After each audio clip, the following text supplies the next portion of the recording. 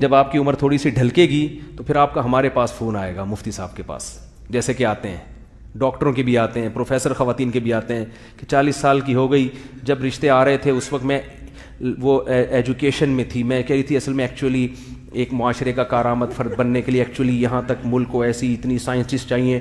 اب مفتی صاحب ڈپریشن سے میرا دماغ اور تنہائی مجھے کیا کر رہی ہے، کھا رہی ہے، کیونکہ نیچر کا آلٹرنیٹ نہیں ہے، کھا رہی ہے تنہائی. تو میں پھر کچھ رشتے بتاتا ہوں تو رشتے والوں کو وہ خاتون پسند نہیں آ رہی ہوتی، وہ کہتے ہیں بھائی پی ایچ ڈی ڈاکٹر تو ہے مگر بیچاری کی اب عمر زیادہ ہو گئی ہے تو مجھے نہیں چاہیے. تو وہ پھر خاتون کہتی ہیں آپ ان کو سمجھائیں کہ اصل کیا ہوتے ہیں اخلاق. میں کہتا ہوں میں سمجھا رہا ہوں مگر میری سمجھ میں نہیں آ رہا تو اس کی کہاں سے آئے گا سمجھ میں ہیں؟ سمجھا تو رہا ہوں میں بھائی، ہر چیز کی ایک ایج ہوتی ہے، ہر چیز کی ایک عمر ہوتی ہے. اب آپ سے نکاح کرے گا وہ جو آپ سے بھی عمر میں اور وہ آپ کو سمجھ میں نہیں آ رہا ہوگا. پھر ایسی 40 سال کی خواتین کو میں بتاتا ہوں یہ 50 سال والا تو کہتی ہیں یہ سمجھ میں نہیں آ رہا. میں کہتا ہوں اصل چیز کیا ہوتی ہے اخلاق. یہ بابا اخلاق کا بہت اچھا ہے، ٹھیک ہے نا، یہ بزرگ ہیں، ان کی سفید داڑھی کو مت دیکھو، ان کی تہجد کو، ان کی اخلاق. کہہ رہے نہیں بھائی مجھے، میں ایک خاتون کی تھی عمر زیادہ ہو گئی، میں نے ایک رشتہ بتایا ان سے تھوڑا سا 5 سال بڑا، تو ان کا فون آیا خاتون کے، کہہ رہی ہے جب بات کرتے ہیں تو منہ سے تھوک نکلتا ہے ان کے، کچھ کوئی اور بھیجو. میں نے کہا جب آگے کے دانت ہی نہیں ہے تو پھر ڈائریکٹ آ جاتا ہے نا تو ڈائریکٹ آ جاتا ہے. تو اللہ نہ کرے کسی بوڑھے کی توہین مقصد نہیں ہے، اللہ نہ کرے، اللہ نہ کرے.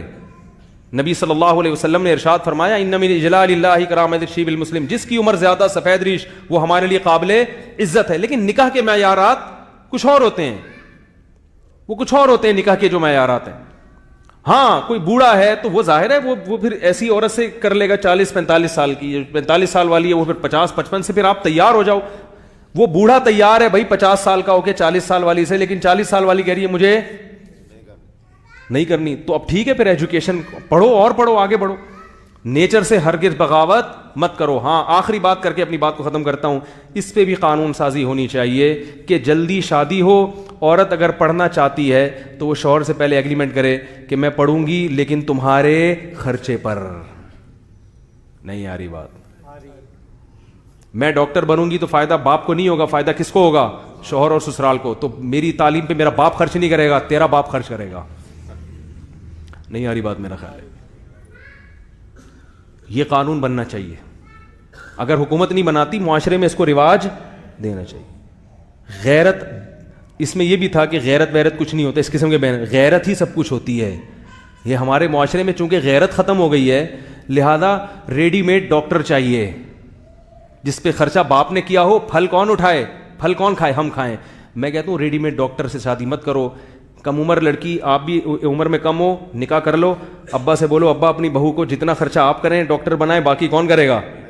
تو آپ کی بہو بھی ڈاکٹر اور میری بیوی بھی doctor, P H D doctor بھی بنے گی اور پروفیسر بھی بنے گی، جو بھی بنے گی ہمارے خرچے میں بنے گی، کیونکہ اس سے ہماری معاشرے میں کیا ہوگی، عزت. لوگ بولیں گے ان کی وائف کیا ہے، بولنے میں کیا جا رہا ہے.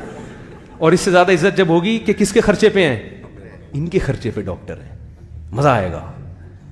تو یہ بھی کیا بننا چاہیے، عورتوں کی آزادی پہ بینر لگانے ہیں تو اس قسم کے بینر لگائے ہیں، ٹھیک ہے نا. کیا خیال ہے بھائی؟ کیونکہ جو ڈاکٹر لڑکیوں کی شادیاں ہو کے جب گھر جاتی ہیں تو سارا MBBS گیا تیل لینے، وہ بیچاری کیا کر رہی ہوتی ہے، استری کرنی چاہیے شوہر کے کپڑوں پر، پوچھا بھی لگانا چاہیے، گھر کے کام تو عورت کی ذمہ داری ہے. لیکن جو اس نے اتنی اس پہ محنت کی ہے اور ایک معاشرے کو فائدہ پہنچانے کے لیے، تو اس کا بھی تو کوئی حل ہونا چاہیے نا. کیا خیال ہے بھائی؟ تو سب سے پہلی بات دیکھو، گھر کے کام کرنا یہ توہین کی بات نہیں ہے، اس میں یہ بھی ہے کہ ہم گھر میں روٹی نہیں پکائیں گے، ہم یہ نہیں کریں گے. تو اور ایک طرف یہ کہ ہمارے ساتھ مرد کھانا پکائے گا، تو آپ کے لیے کھانا پکانا اگر توہینی تو مرد کے لیے بھی تو پھر توہین ہونا چاہیے نا. بات یہ کہ گھر کے کام تو ڈیوائیڈ ہوتے ہیں نا، باہر کے کام مرد کے ذمے ہیں اور گھر کے کام کس کے ذمے، عورت کے. اگر آپ اچھی اونچی فیملی ہے تو پھر تو ملازم رکھنا چاہیے، متوسط درجے کی فیملی ہے تو متوسط فیملیوں میں گھر کی عورتیں ہی گھر کے کام کرتی ہیں.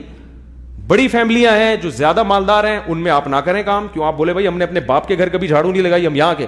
فقہا نے لکھا ہے کہ عورت اپنے باپ کے گھر میں جیسے رہتی تھی تو شوہر کے گھر میں بھی اس کا اسٹائل وہی ہوگا. اگر اس کے باپ کے گھر میں وہ کبھی جھاڑو نہیں لگائی, کبھی پوچھا نہیں لگایا, اتنے مالدار لوگ تھے کہ خانسامہ ہوتا تھا جو سارے کام کرتا تھا, تو شوہر کو بھی ایک عدد خانسامہ پرووائڈ کرنا پڑے گا, یہ لازمی ہے, ورنہ خود خانسامہ بن جائے تھوڑے دنوں کے لیے.